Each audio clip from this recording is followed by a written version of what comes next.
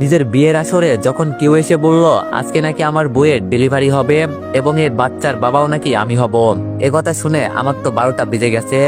কবুল বলার পূর্ব মুহূর্তে একটা পিচ্চি দৌড়ে এসে আমার হবু শ্বশুরকে বলল, আঙ্কেল আঙ্কেল, সুমি আপুর ব্যথা উঠেছে, ওনাকে নিয়ে এখন হাসপাতালে যেতে হবে। আর আমি দোয়া করি আন্টির যেন একটা মেয়ে বাচ্চা হয় ঠিক আমার মতোই। পিচ্চির কথা শুনে আমার মুখের কথা বলা বন্ধ হয়ে গেল। আমি জানতাম মেয়েটা 9 মাসের প্রেগনেন্ট, কিন্তু এই বিয়ের মঞ্চে বসে যে আমাকে এই কথা শুনতে হবে এটা আমার ধারণার বাইরে। পাশ থেকে কে জানি বলল, ভালোই তো, জামাইয়ের কপাল ভালো যে বউয়ের সাথে একটা সন্তানও গিফট পেয়ে যাবে। বিষয়টা আপনাদের বুঝিয়ে বলি কিভাবে কি হয়েছিল, তাহলে হয়তো বুঝবেন। আজকে রাতে সবাই মিলে টেবিলে বসে খাবার খাচ্ছি, তখন বাবা বলল, রিফাত তোর সাথে কিছু কথা ছিল। আমি বললাম, জি বাবা বলেন, কি বলবেন। বাবা বলল, আসলে আমি একটা সিদ্ধান্ত নিয়েছি। আমি বললাম, জি বলেন। বাবা বলল, আমরা সবাই মিলে তোর বিয়ে ঠিক করেছি। বিয়ের কথা শুনতেই আমি আম্মুর দিকে তাকালাম। আম্মু আমাকে ইশারা করে বলল, বাবা আমি কিছু জানি না এইসব, আমাকে তুই কিছু বলিস না। বাবা আমাকে আবার বলল, তুই তো জানিস আমি এক কথার মানুষ। আমি বললাম, জি বাবা বলেন। বাবা বলল, তোর এই বিয়েতে মেয়ে পক্ষ আমাদের 5 লক্ষ টাকা দিবে, এজন্য মূলত এই বিয়েটা হবে। আর মেয়ের বাবা আমার পূর্ব পরিচিত, যার কারণে আমি না করি নাই। বাবা আমার বিয়ে ঠিক করেছে মানলাম, কিন্তু যখন আমাকে টাকার কথা বলল তখন আমার মনে হলো এখানে একটা প্যাচ তো আছেই। আমি বাবাকে অনেক ভয় পাই। ভয় পাওয়ার কারণ একটাই, সেটা হলো আমি যখন কোনো অপরাধ করি তখন বাবা আমাকে দরজা বন্ধ করে ইচ্ছা মতো মারে। এটাই হয়তো ভয়ের কারণ।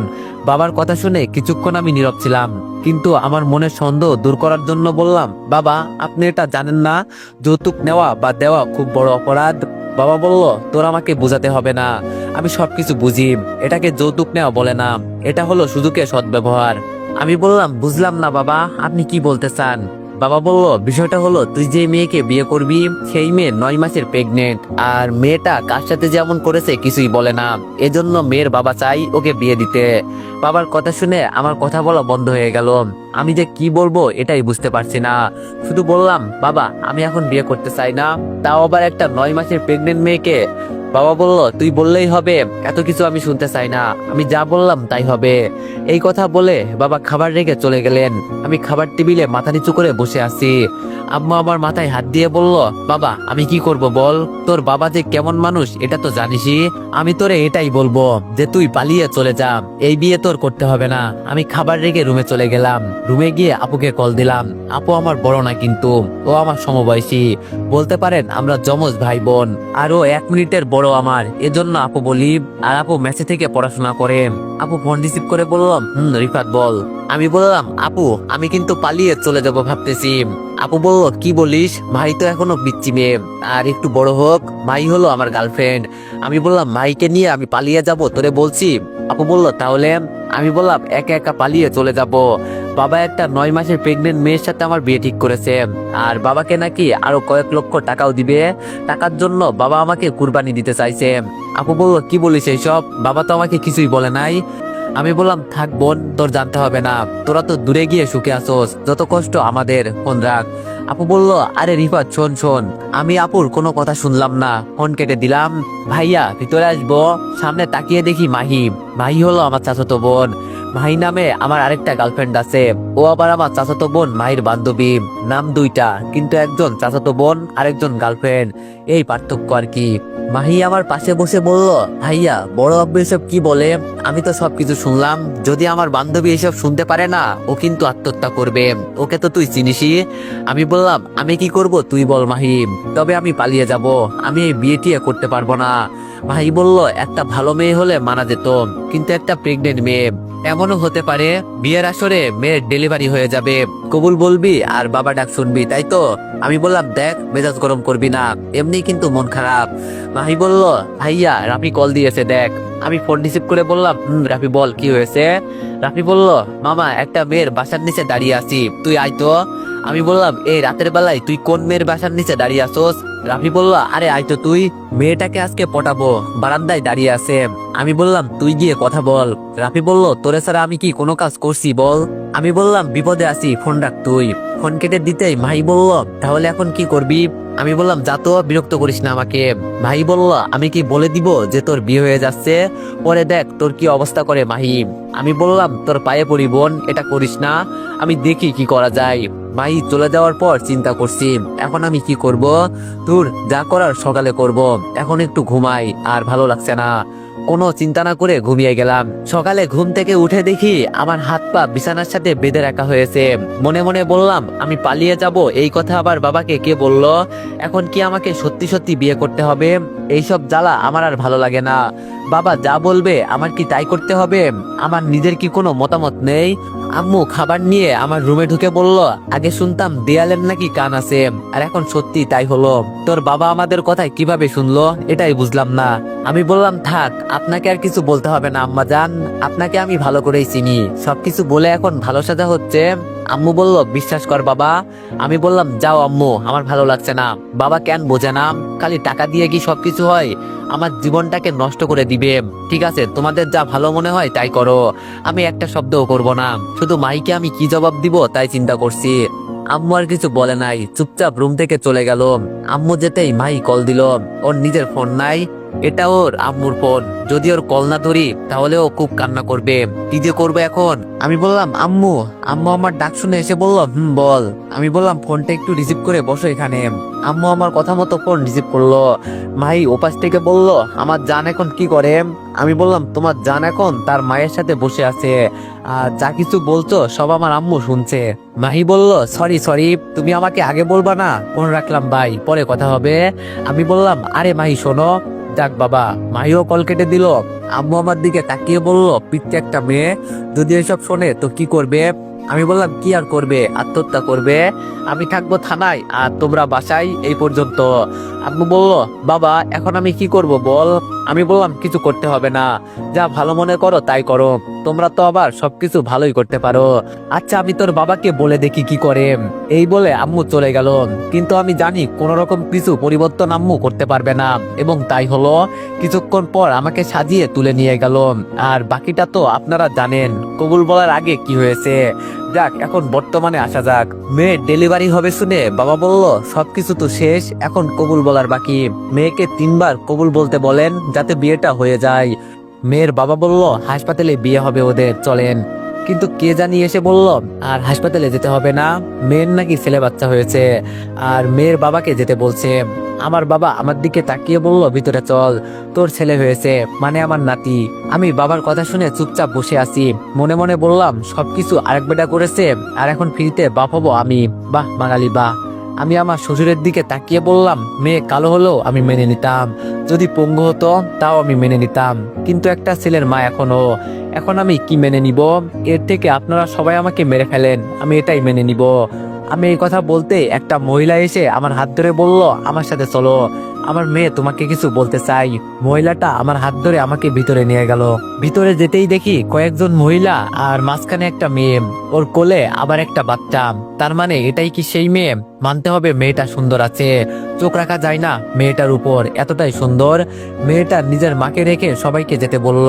সবাই যাওয়ার পর মেয়েটা আমাকে উদ্দেশ্য করে বলল, আপনাকে কষ্ট দেওয়ার জন্য সরি। আমি ধীরে বললাম, বুঝলাম। মেয়েটি বলল, জানেন তো, বাবার খুব আদরের মেয়ে আমি।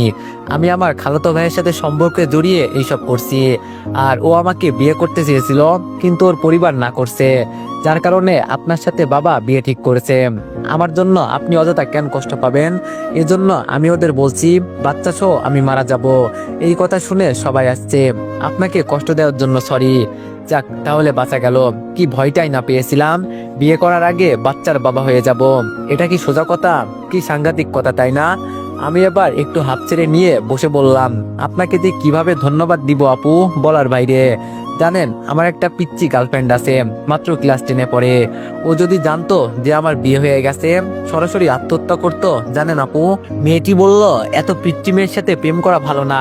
আমি বাচ্চাটাকে কোলে নিয়ে বললাম, বাবু আমাকে আব্বু বলো তো, আর একটু হলেই তো সত্যি তোমার আব্বু হয়ে যেতাম।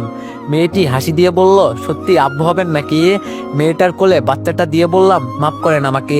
ইস বাবা, কি বড় বিপদ থেকে বাঁচালেন, নইলে আজকে সর্বনাশ হয়ে যেত। মেয়েটা আমার দিকে তাকিয়ে বলল, আমার নাম জানেন? আমি বললাম, এই কবুল বলার আগে একটা মেয়ে এসে বলছিল সুমি আপুর ডেলিভারি হবে। মেয়েটি বলল, ও তাহলে তো জেনেই গেলেন, আচ্ছা থাকেন, আমার বিয়েটা দেখে যান। আমি বললাম, বিয়ে হলে আর কি হবে, যা করার তো আগেই করে ফেলেছেন, এখন তো আর কিছু বাকি নাই। আমার কথা শুনে সুমি বলল, আপনি মিয়া বাজে কথা বলেন, যান বাইরে। আমি বললাম, উচিত কথা বললেই দোষ, তাই না? আর কিছু না বলে বাইরে চলে গেলাম। আর কিছুক্ষণের ভিতরে জানাজানি হয়ে গেল যে মেয়ের আসল বাবা এসে মেয়েকে বিয়ে করবে। কিন্তু ঘটনা এখানেই শেষ নয়, আমার বাবার থেকেও আরো বেশি ডেঞ্জারাস আমার হবু শ্বশুর। আমি যখন চলে যাব তখন আমাকে ডাক দিয়ে বলল, এই ছেলে এদিকে আসো। মনে মনে বললাম, হয়তো আমার কাছে মাপ চাইবে, এজন্য আমাকে ডাকছে। এখন আর মাপ চেয়ে কি করবে, আমি তো কিছুই মনে করি না, শুধু একটু ভয় পেয়েছি। আমি হবু শ্বশুরের সামনে গিয়ে বললাম, থাক আঙ্কেল, মাপ চাইতে হবে না, আমি কিছু মনে করি নাই। আর এইসব হয়েই থাকে মাঝে মাঝে। আমার হবু শ্বশুর হাসি দিয়ে বলল, তোমার বাবার মতোই আমিও এক কথার মানুষ, আমি যা বলি তাই করি। আমি তোমাকে একবার জামাই বলছি মানে তুমি আমার মেয়ের জামাই। আমার বড় মেয়ের সাথে তোমার বিয়ে হবে না তো কি হয়েছে, আমার আরেক মেয়ে আছে না। আমার বাবা তো হবু শ্বশুরের কথা শুনে লাফ দিয়ে আমাদের সামনে এসে বলল, এই না হলে আমার বিয়াই। আমি জানতাম আমার বিয়াই কিছু একটা করবে। এখন মেয়ে কোথায় আছে, ডাক দেন, দুই বোনের বিয়ে একসাথেই হয়ে যাক। বাবার কথা শুনে আমি পুরাই বোকা হয়ে গেলাম। এক সমস্যা দূর হতে না হতে আরেক সমস্যা এসে হাজির। আমার হবু শ্বশুর বলল, আমার মেয়ে লন্ডনে থাকে, ওখানে পড়াশোনা করে, ওদের বিয়ে হবে ভিডিও কলে, আমি সবকিছু রেডি করছি। এই কথা বলে হবু শ্বশুর ভিতরে চলে গেল। আমি বাবার দিকে তাকিয়ে বললাম, বাবা এইসব আপনি কি করছেন, আপনার মাথা খারাপ হয়ে গেছে? বাবা আমাকে ধমক দিয়ে বলল, চুপ কর তুই, আমার থেকে বেশি বুঝিস। মেয়ে লন্ডন থেকে পড়াশোনা করে, এখন চিন্তা কর ও কতটা শিক্ষিত হবে, আর সারা জীবন তোর কোনো কাজ করতে হবে না। আমার বৌমা লন্ডন থেকে এসে নিশ্চয়ই বড় কোনো চাকরি করবে। যা এখন তুই গিয়ে তোর জায়গায় বস, আর বাসায় যেতে হবে না। মনের ভিতরে আলাদা একটা রাগ হলো। এখন যে আমি কি করব এটাই বুঝতে পারছি না। মনে করছিলাম আমি হয়তো বেঁচে যাব, কিন্তু উল্টো মনে হচ্ছে বিপদ আমার দিকে এগিয়ে আসছে। কি যে কপাল নিয়ে আমি এই দুনিয়াতে আসলাম। আমি চুপচাপ আনমনে বসে এসব চিন্তা করছি। কিছুক্ষণ পর একটা মাইক্রো এসে রাস্তার পাশে থামলো, আর গাড়ির ভিতর থেকে বরযাত্রী বের হয়ে আসলো। তার মানে এটাই কি সুমি আপুর হাজবেন্ড? হালারপুর দেখতে তো এতটাও সুন্দর না, কালো বেডা, আবার বউটা একদম ঝাঁকানাকা। বর এসে আমার পাশে বসেই বলল, তার মানে আপনি সুমিকে বিয়ে করতে এসেছেন? আমি একটু রাগ দেখিয়ে বললাম, ধুর মিয়া, আপনি আর কোনো কথাই বলবেন না, আপনার জন্য আজকে আমার সবকিছু শেষ। লোকটি বলল, বুঝলাম না ভাই। আমি বললাম, একটা বিষয় সমাধান হয়েছে যে আপনি সুমিকে বিয়ে করবেন, কিন্তু আপনার শ্বশুর নাকি এক কথার মানুষ। তিনি একবার আমাকে জামাই বলছেন আর আমি জামাই হয়ে গেলাম, এখন তো তিনি আমাকে যেতে দিবেন না। কি এক জ্বালাই পড়লাম যে ভাই আমি। লোকটি বলল, এখন আবার কি হয়েছে? আমি বললাম, কি হয় নাই তাই বলো। এখন আবার ছোট মেয়ের সাথে আমার নাকি বিয়ে দিবে, কি করব ভাই বলো? আমার একটা গার্লফ্রেন্ড আছে, সবকিছু শেষ হয়ে যাবে।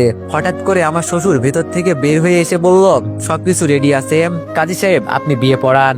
আগে সুমি আপুর বিয়ে শেষ হলো, আর যখন আমাকে বলা হলো কবুল বলতে, তখন আমি বাবাকে বললাম, বাবা আরেকবার বিষয়টা একটু চিন্তা করে দেখো, জীবন মরণের প্রশ্ন আমার। আমার কথা শুনে বাবা কোনো দামই দেয় নাই, উল্টো আমার হবু শ্বশুরকে বলল, আমি আমার বৌমাকে একটু দেখি। আমার হবু শ্বশুর ভিডিও কলে তার মেয়ের সাথে কথা বলছে, আর বাবা পাশ থেকে বলছে, মাশাআল্লাহ আমার বৌমা তো ভালোই সুন্দর আছে, এখন ভালোই ভালোই বিয়েটা শেষ করে ফেলি। আমার হবু শ্বশুর ফোনটা আমার হাতে দিয়ে বলল, আমার মেয়ে এখন কবুল বলবে, দেখো ও তোমার মতো ভয় পায় না, আর বিয়ে করতে কিসের এত ভয় আমি বুঝি না। আমি ক্যামেরার দিকে তাকিয়ে পুরোই বোকা হয়ে গেলাম।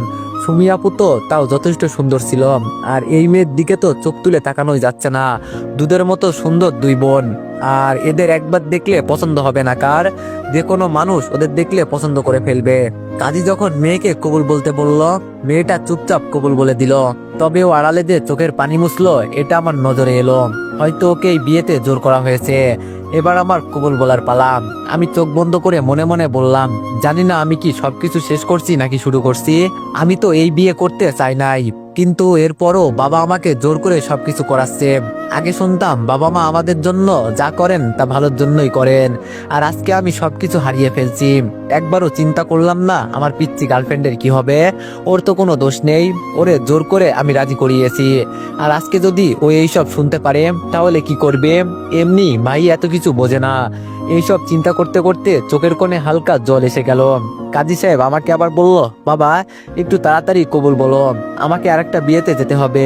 আমি ফোনের দিকে তাকিয়ে একটা হাসি দিলাম আর বললাম, মাঝে মাঝে নিজের কিছু ইচ্ছে থাকে, কিন্তু আমাদের পরিবারের দিকে তাকিয়ে সবকিছু কুরবান করতে হয়। এটাই হয়তো আমাদের ভালোবাসা। শেষ পর্যন্ত আমি কবুল বললাম। কবুল বলতেই আমার বউ ফোনটা কেটে দিল। আমি চুপচাপ বসে আছি। বিয়ে করেছি ঠিকই, কিন্তু এখন আর আমার সাথে আমার বউ নেই। আমার শ্বশুর এসে আমার পাশে বসে বলল, বাবা দেখো, আমার মেয়ে এতটাও খারাপ না। ও কয়েকদিন পর দেশে আসবে, তখন তুমি তাকে দেখে বুঝতে পারবে যে ও কেমন মেয়ে। আর আমার যদি ভুল হয়ে থাকে মাফ করে দিও। আমি বললাম, আরে না বাবা, কি যে বলেন, ভুল আপনার হবে কেন? ভুল তো আমি করেছি। আচ্ছা বাবা, ভালো থাকবেন, এখন আমাকে যেতে হবে। আমি এবার বাবাকে বললাম, তো চলেন এখন যাওয়া যাক। বাবা আমাকে ইশারা করে বলল, তুই যা, আমি আসছি। আমি নেমে একটু সামনে যেতেই সুমি আপুর হাজবেন্ড আমাকে ডাক দিল। আমি ওদের সামনে গিয়ে বললাম, জি বলেন। সুমি আপু আমার দিকে তাকিয়ে বলল, নিজের বিপদ নিজেই ডেকে আনলে। আমি ভাবছিলাম তোমাকে বাঁচিয়ে দিব, কিন্তু পারলাম না, আমাকে মাফ করে দাও। তবে একটা কথা, আমাকে দেখে তোমার যতটা ভালো মনে হয়েছে, তার চেয়ে ভয়ানক কিন্তু আমার বোন। ও আমার ছোট বোন হয়, ওকে আমি ভালো করেই চিনি। প্রচুর রাগী একটা মেয়ে, ওর মতামতের বিরুদ্ধে কিছু হলে ও খুব রেগে যায়। আর আজকে তাই হয়েছে। তবে আর যাই কিছু করো না কেন, সবসময় সাবধানে থাকবে, ঠিক আছে? আমি বললাম, ধন্যবাদ আপু বলার জন্য। আমি একটা রিক্সা নিয়ে বাসার সামনে চলে গেলাম। একটা চায়ের দোকানে বসে রাফিকে কল দিলাম। রাফি ফোন রিসিভ করে বলল, আমি মাত্র বাসা থেকে বের হয়েছি, তুই দোকানে বস, আসছি। কিছুক্ষণ পর রাফি চলে আসলো। রাফি আমার অবস্থা দেখে বলল, তোর শরীরে বিয়ের শ্বাস কেন? নাকি ইচ্ছে করে এইসব পড়লি?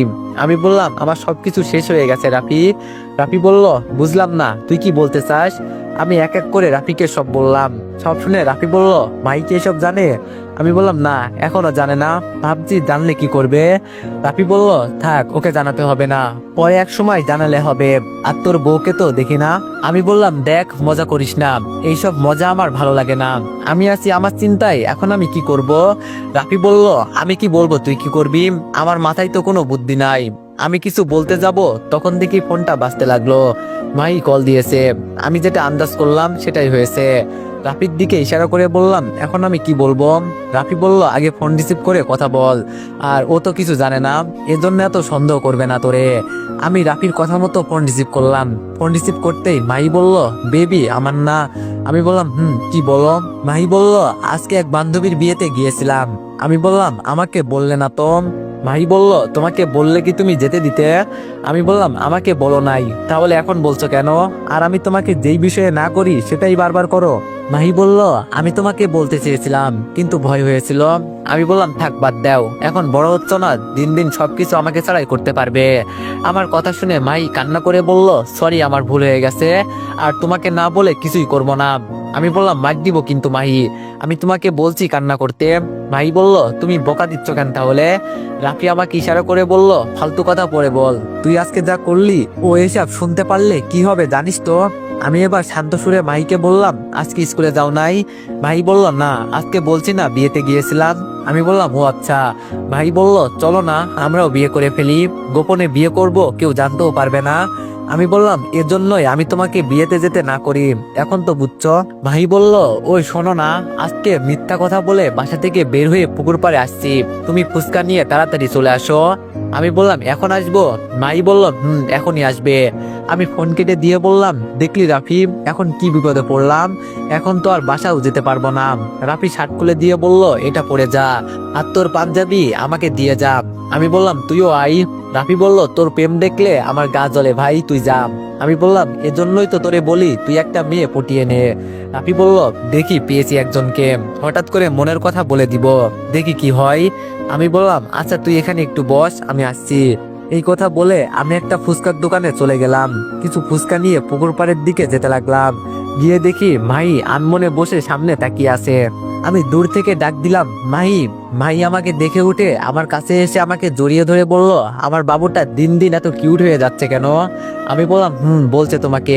আমি কিউট হচ্ছি না, বরং তুমি হচ্ছ। এখন তাড়াতাড়ি ছাড়ো আমাকে, কেউ দেখে ফেলবে এসে। মাহি বলল, দেখলে দেখবে, তাতে আমার কি? মাহিকে জোর করে ছাড়িয়ে বললাম, নাও তোমার ফুচকা। মাহি ফুচকা নিয়ে বলল, তোমার পায়জামা দেখে মনে হচ্ছে এটা বিয়ের পায়জামা। আমি বললাম, আরে এটা একটা স্টাইল, তুমি বুঝবে না, এজন্যই তো বলি আমাকে না বলে কিছু করতে। ভাই বলল, সরি বলছি তো আমি, পরের বার আর হবে না, বিশ্বাস করো। আমি বললাম, আচ্ছা হয়েছে ম্যাডাম। ভাই বলল, আম্মা আমাকে বেশিক্ষণ না দেখলে বকা দিবে। আমি মাহির মুখের দিকে তাকিয়ে বললাম, আমি জানি সব, আর আমি জানতাম এখানে এসে আমি 10 মিনিটও দাঁড়াতে পারবো না। মাহি বলল, আমাকে বিয়ে করে নাও, পরে তো সারা জীবন আমাকে দেখতে পারবে। আমি বললাম, আর একটু বড় হও, পরে দেখা যাবে, বুঝলে? ভাই বলল, লাভ ইউ বাবুটা, তাহলে আজকে যাই, কেমন? আমি বললাম, ভালো থেকো। দেখতে দেখতে মাহি চলে গেল। আমি সামনের দিকে হেঁটে যেতে লাগলাম, মনে মনে বললাম, এটা আমি একটা কাজ করলাম, আজকেও এত কিছু বোঝে না বলে ওর সাথে আমি মিথ্যা কথা বলছি। যেই দিন মাহি জানতে পারবে সেই দিন কি হবে। দোকানের সামনে যেতেই রাফি বলল, বাবা 10 মিনিট হলো না, গেলের ভিতরেই প্রেম শেষ।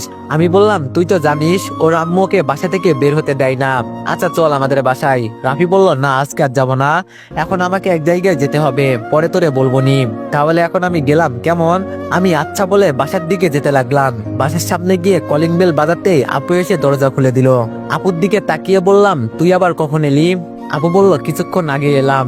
আমি তো এসেছিলাম বাবাকে সবকিছু বলতে, কিন্তু এসে শুনি বাবা নাকি সবকিছু করে ফেলেছে।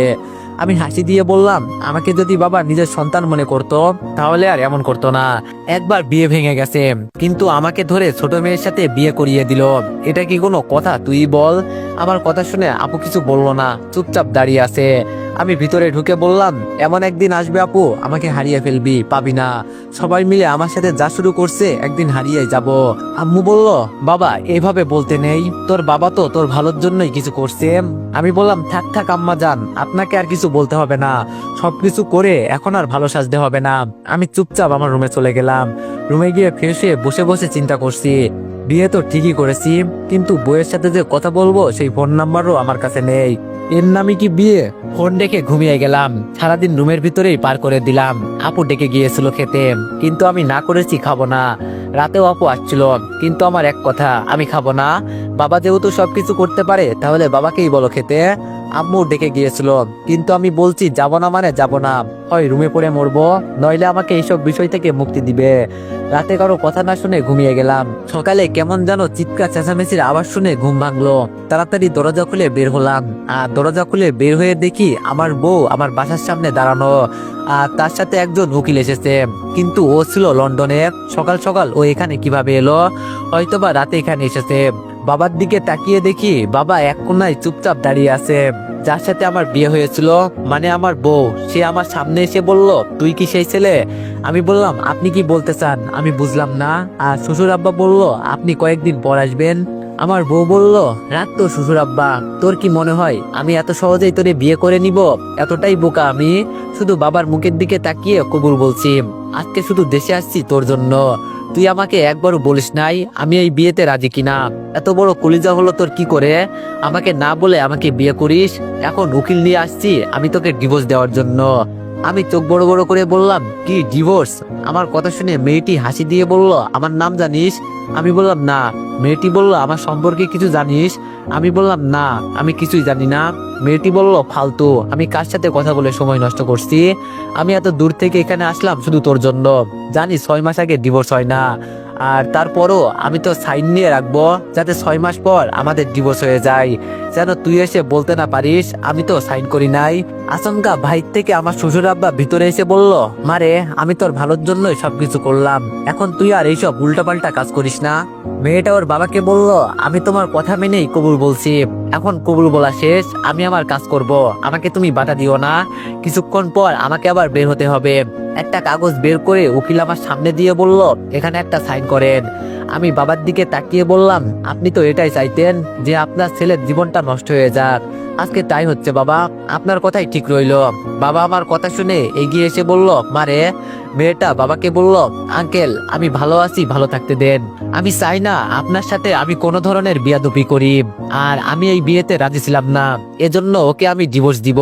যদিও 6 মাস পর ডিভোর্স হয়, এরপরও আমি সবকিছু রেডি করে রাখছি, এই ছেলে সাইন কর, আমাকে আবার লন্ডনে ফিরে যেতে হবে।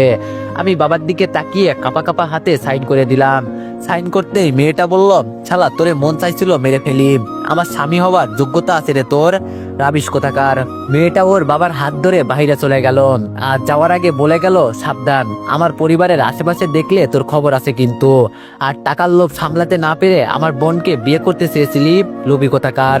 মেয়েটার কথা শুনে কেউ কোনো কথা বলছে না, ও যা কিছু বলছে সব সত্যি কথা, মিথ্যা তো আর কিছু বলে নাই।